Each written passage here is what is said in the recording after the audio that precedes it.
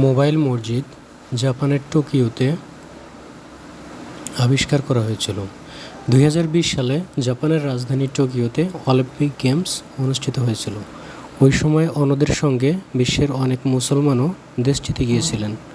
তাই জাপান সরকার চিন্তা করেছিলেন মোবাইল মসজিদ নামে একটি প্রকল্প হাতে নিতে।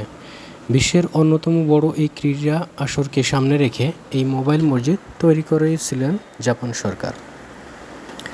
মোবাইল মসজিদ বানাতে তাদের প্রায় 4 বছর সময় লেগেছিল। 25 টন ট্রাককে একটু বদলিয়ে সেটি নামাজের জন্য তৈরি করা হয়েছিল। 48 বর্গ মিটারের এই জায়গায় একসঙ্গে 50 জন নামাজ পড়তে পারে।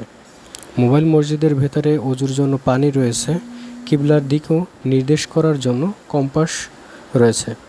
এই প্রকল্পের জন্য জাপান সরকার $90,000 ব্যয় করেছিল।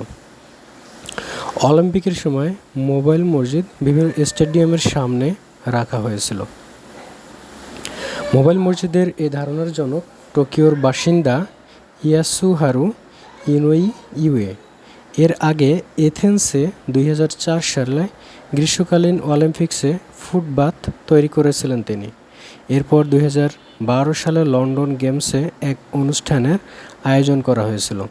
তিনি কাতারের একটি অনুষ্ঠানের আয়োজন করতে গিয়ে মোবাইল মসজিদ বানানোর এ ধারণা তার চিন্তার মধ্যে আসে।